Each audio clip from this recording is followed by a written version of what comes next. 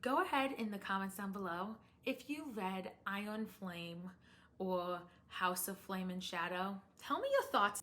Hi, welcome and welcome back. I know I haven't filmed in a while and I said that I wouldn't do this. I promise I had a family emergency. It was not because of school and bad time management. I am back. I read some books and I want to talk about them. Here I am. And I'm gonna film a wrap up.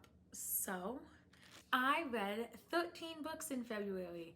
I wish that I got into one more just because I feel like 14 books in February would have been awesome because that's one every 2 days, which is a great rate to be reading at. Unfortunately, I missed the mark, but that's okay. So there are 2 books that I read in here that are very recent releases that a lot of people were very excited to read. I read them and I have some thoughts on them that I'll discuss pretty vaguely because I'm gonna keep this spoiler free. I know, shocking, I never keep things spoiler free, but here we are. I'm gonna be vague about what was wrong with them while still trying to explain what I didn't like about them. And then there will be more in-depth videos for at least one of them, maybe 2 if I can be persuaded, which I probably can. Okay? Go ahead in the comments down below if you read Iron Flame or House of Flame and Shadow. Tell me your thoughts. You'll see my thoughts in a little bit, but I'd love to hear yours. So drop it down below, okay? Thank you. So the first book that I read in February was Malibu Rising.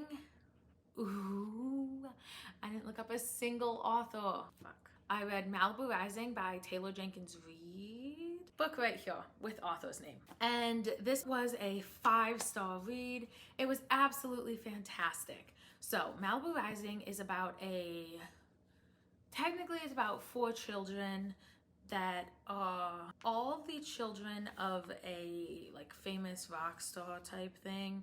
He gave Elvis vibes, if I'm being honest.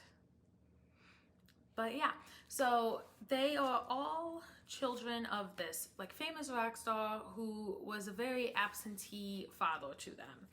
And it basically follows every single year, Nina, who is one of the daughters of this rock star, has this giant blowout party that everyone and their mother comes to. There's no invites. It's just sort of if you know about the party, you're going to the party. And every year it gets better and better and better. And at the end of this year's party, the house burns down, which is something that you know going into the book. And so the book essentially follows a timeline of the day of the party leading up to and through the party all the way to the house burning down, while simultaneously jumping back in time to how the rock star Mitch, is his name Mitch? Maybe? Mitch and June meeting, which are the parents of the 4 children. That's it. That's the entire story. There's no grand adventure that's going on. It's not like a fantasy book. I don't even know what genre this book would be, if I'm being completely honest with you.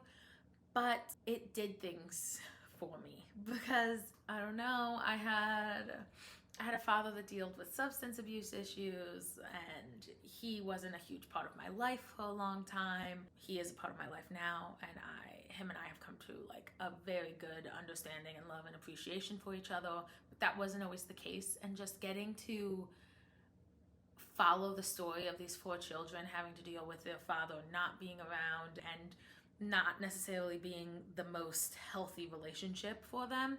So it was just really fascinating to read and relate to, and it was really good, and I could understand and relate to it, and it didn't make me cry, but I was pretty dang close. Okay, it was a fantastic book about life and the hardships of life and moving on through life, that sort of thing. Yeah, it was actually the only 5-star read of this month, so I started the month out with a bang. The next book that I read was Red Rising, but this book is the first book in a trilogy, and so it's a science fiction novel that follows humanity, but instead of there being well, I guess they're still races, but it's just different. Instead of being races in the typical sense, it's the races are colors. And so there's red people, there's green people, there's gold people, there's other colors, but those are the only ones I can remember 100% being in the book.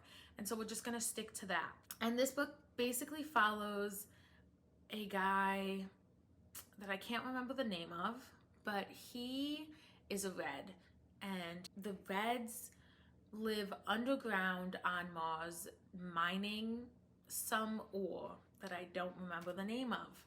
But their job is to mine, and this ore that they are mining is going to essentially build the society that will live on Mars in the future at some point. They aren't given a specific date, but they are like the pioneers that are like suffering for the benefit of everyone else, is basically the way that the story starts out. And then the main character, Doro, I think his name is. The back of the book basically says like they take his wife and he's gonna like destroy their world or whatever the fuck it says. He basically then infiltrates the Golds after discovering that they've been lying to the Reds via like propaganda videos about them being pioneers for the benefit of the rest of society. Turns out society is already there and thriving, not underground, in an underground slave colony essentially. And so it's a really fascinating book. I really enjoyed reading it. It's adventurous. It's kind of like nerve-wracking. You're always wondering, oh, is he gonna get caught? How is he going to take down this entire society? And how's he gonna convince people to follow him? And it's just, so it's a really good book. It's fascinating.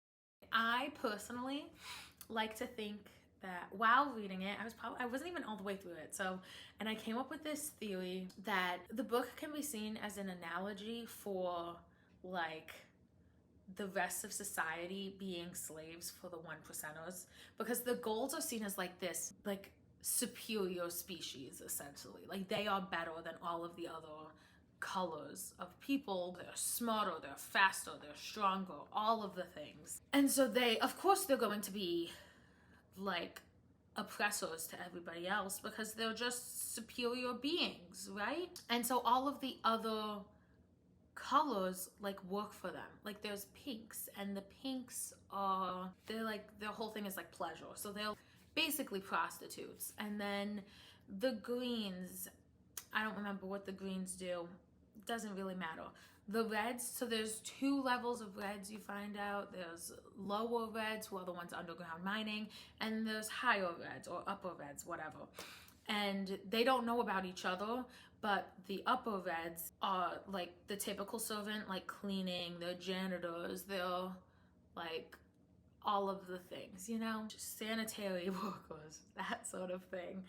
And so that was really interesting because all of the other colors sort of keep the like make the Golds comfortable and basically provide them with the ability to live their luxurious lives.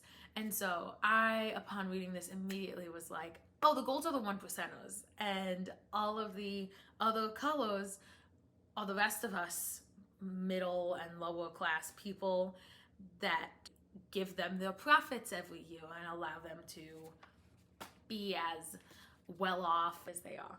It was an interesting book to read at the point in history that we are at right now, is I guess what I'd say. Because when I looked up other people's thoughts on Red Rising, nobody else had been discussing it being an analogy for wealth inequality, but it came out so long ago that like maybe that wasn't the intent when it was being written, but I could definitely see how it can be applied to like wealth gaps in the present day and age. But it was 4 stars for me. The third book that I read was Ballad of Songbirds and Snakes by Suzanne Collins. And I read this book solely because I wanted to watch the movie, and I've read all the Hunger Games books and seen all the Hunger Games movies, and I wasn't gonna not read the book before watching the movie. So I bit the bullet and I got the book. And it was amazing. I absolutely loved it. I thought that it was a fascinating depiction of Corio before he became President Snow in all of his evil, vindictive, manipulative glory, right? And I really felt for him for parts of it, and I really loved the way that the book portrayed his internal monologue and his motivations in life and why he sort of is the way that he is, and what forced him to continue down the path that ultimately led to him being President Snow and being the antagonist in the Hunger Games books. And I have to say, it was really good. Ballad of Songbirds and Snakes is about 24 seniors in the school at the Capitol that I don't remember the name of, it doesn't really matter, assigned to one of the tributes from each district. And it's only like the 10th annual Hunger Games ever, and the Hunger Games are falling out of favor because they haven't yet reached the spectatorship that they are in the like traditional Hunger Games books that we know and love. It's kind of like a case study. They're expecting the students to contribute to how they can make the games more of a spectacle and make more people want to watch them. And the mentors get a reward for their victors, like winning, and for encouraging more people to watch the Hunger Games, that sort of thing. And so you follow Cornelius meeting Lucy Gray Baird, who it ends up being his tribute, and helping her through the Hunger Games and everything that follows after that. And it's a very interesting book. But all in all, Ballad of Songbirds and Snakes also gets 4 stars. The 4th book that I read, How to Change Your Mind. And then there's something else to it, like something of psychedelics or whatever. It's basically a book about why psychedelics can be cool, maybe? I don't know how to say it exactly. Cool isn't the right word. There were studies done in like the 60s or something about how psychedelics can help with like mental health issues. He did extensive study on psychedelics and how they can impact the human mind and society. And then he did some psychedelics and gives anecdotal evidence, as well as going over the history of psychedelics being used like medicinally to help with mental health issues. And it was an okay book. I gave it 3 stars. That's it. It made me think about psychedelics, not think about doing them. The 5th book that I read, Soul of the Deep. This book was a fantastic closing out of a duology, and this basically follows, I don't remember her name, if I'm being honest. The entire book is basically trying to undo the ramifications of the actions of the first book. So I can't really tell you more than that. And it was good though. I gave it 3.5 stars. If I had to round to a whole number, I'd say 4, not 3. So do with that what you will. Oh, okay. Now that we're into it, the next 3 books that I read were House of Earth and Blood, House of Sky and Breath, and House of Flame and Shadow. And then now we're going to put all 3 up because we're just going to talk about them collectively so that I don't spoil anything for anyone. I decided to read all 3 of these. I didn't want to go into House of Flame and Shadow with just what I remembered from the first 2 because I read them for the last time last year at the beginning of the year. I think I've read them too many times is what I'm going to say. I'm pretty sure that this year is the 3rd time I read House of Earth and Blood and the 2nd time I read House of Sky and Breath. And yeah, that's right. Okay, yeah, so I read them last year. But anyways, Crescent City 1, I love it. I love Bryce. She's hilariously simple-minded is the best way to put it. She's so simple-minded, but she's like kind of a badass at the same time, while definitely just being a dumb blonde. I know she's not blonde, but in my mind, I'm a dumb blonde. I don't know, Bryce is just very simple-minded. She's not overly intelligent. The only thing she excels at, I guess, is shooting a gun. She's a badass motherfucker. She solves her own problems, which is pretty cool. She also gets herself into her own problems, so slightly less cool. Also, she has a strange obsession with her friend Danica, who is deceased, which is known. I'm not spoiling anything with that. And it blows my mind just how obsessed with Danica she actually is. Because they were supposed to have been best friends before Danica died. They were thick as thieves, tied together at the hip. never kept anything from each other, except for the fact that that's not true. Danica was a terrible fucking friend, okay? And I will go to my grave saying that. She was the worst. Like, I hear that she was her best friend in this book, and every time that's like, oh, Danica was my best friend, I'm like, oh my God, you need better friends, because Danica was a terrible friend. She kept secrets, she lied, she was manipulative, she did things that ultimately, like, are not for the good of Bryce. It's just not like friendship material, is what I think. And I feel very strongly about that. And I know that I shouldn't, and I should, whatever, it's just a book. But if there's one thing I want you to take away from the Crescent City series, it's that Danica, shit friend, okay? Cool. Anyways, yeah, so the first book follows Danica and the Pack of Devils were all murdered at the beginning of the book. And then the thing that murders Danica is like back in action 5 years later, 5 years, 3 years, whatever. Some years later, and Bryce is essentially tasked with trying to track it down.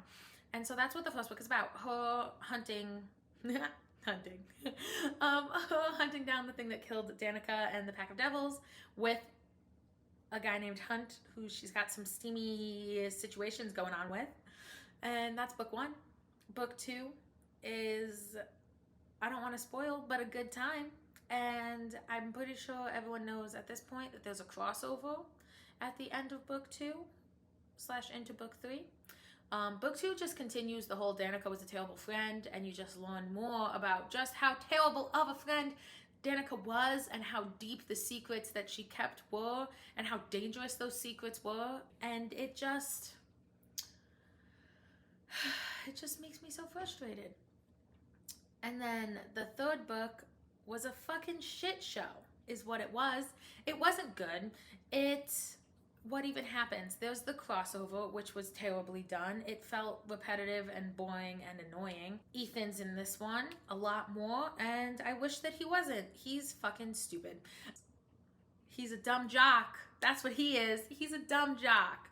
And then after that, we have nothing else really happens. Everyone lives, which is boring, okay? I want some Game of Thrones type shit. Nobody should be safe in these books, okay?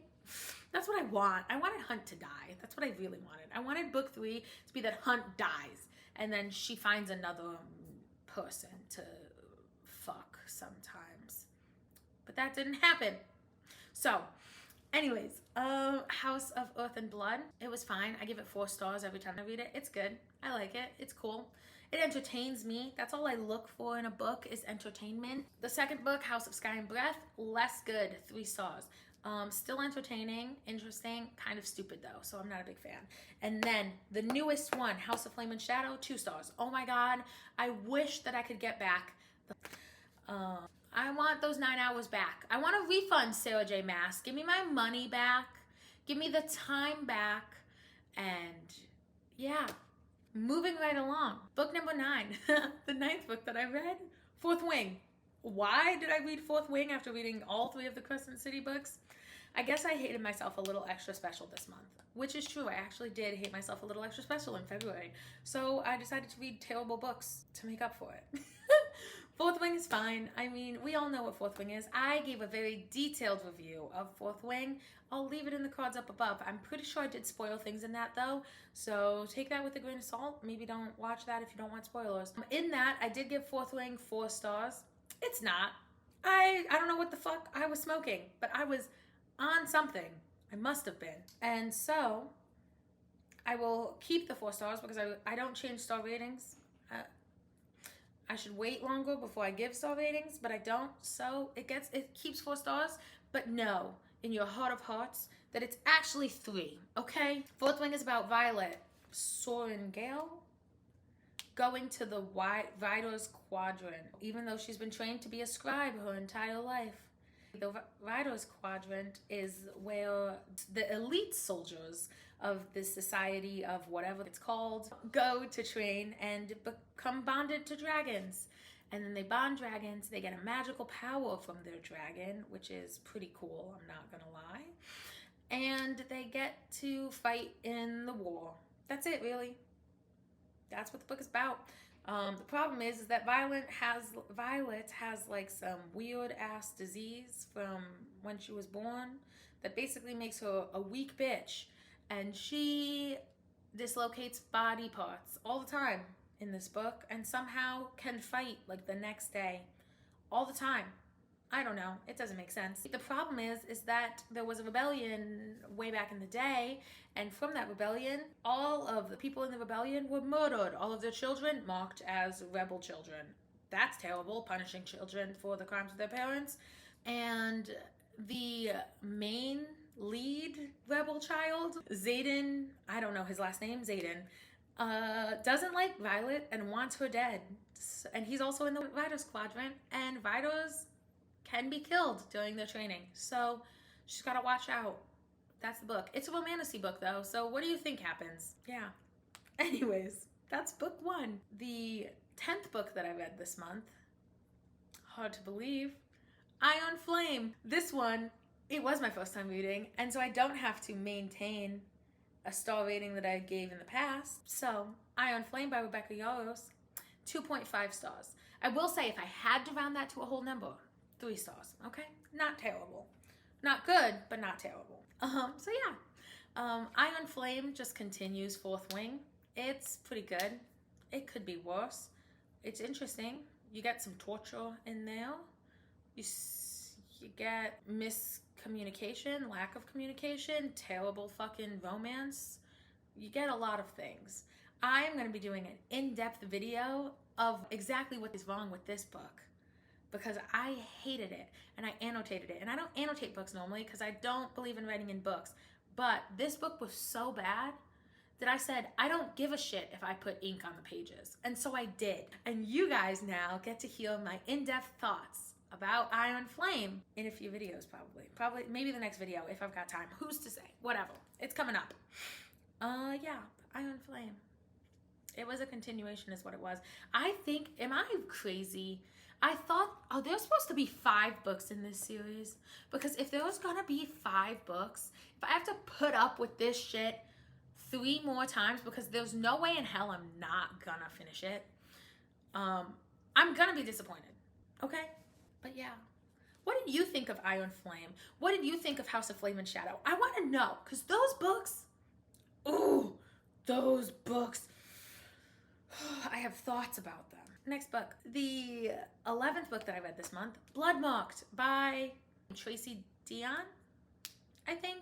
This is the sequel to Legendborn, and it was really good. So this book essentially continues Bree's story from where Legendborn left off. It's literally, I think, like a week later, maybe. And you learn more about what Bree has to do with her training inside of the Knights of Round Table secret society at the college she's at. And that's all I'm gonna say, because I don't want to spoil anything from the first book, which I would have to do because this is a sequel. But I will put in a little thing up for where I talk about Legendborn, because Legendborn slapped so hard. That was a 5-star read, and Bloodmarked is a 4-star read, so still good. If you haven't read those books, I seriously would recommend, because they just, I don't know, they make me feel things that aren't frustration and resentment and anger, which happens a lot when I read bad books. And so, you should read it if you want to feel something other than, there's like,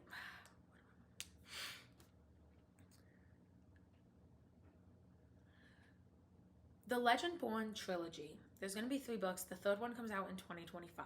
I know. I'm sorry for recommending you a series that isn't finished yet. I also hate that. But if you want to read a fantasy / Knights of the Round Table retelling that is genuinely entertaining and good and has interesting lore, read these books. Read these books. Because Tracy Deonn, she put thought and effort and energy into crafting a magic system and crafting, like, What else is it? It's like a magic system, and then it's like secret societies and like politics and a whole like hierarchy of importance of people. She crafted that all, and she put thought and effort into it. You can tell when you're reading this book that she like painstakingly wrote out all the details. Was there a magic system developed, or did we just throw different ideas into a book? I'm just saying, okay? I've read the books. I think they're entertaining. I wouldn't not buy it again. It was good. It was fine. People should read them to laugh, if nothing else. Sex scenes are a little overdone, but you know what I mean? Like, they're fine. I'm not saying don't read those, but I'm saying if you want good fantasy, read the Legendborn series instead. I will say it's not a romantasy. There's no like hot kinky sex or anything like that. It's about teenagers, you know? Like, yeah. But it's good. Okay, and then the last two books I read, number 12 and 13. We'll talk about those together as well. We read Sorcerer's Stone and Chamber of Secrets. So, let's see. Sorcerer's Stone, fantastic book. I love Sorcerer's Stone, or Harry Potter and the Sorcerer's Stone, because why do I love it? I feel like it's a very great introduction to the Harry Potter universe.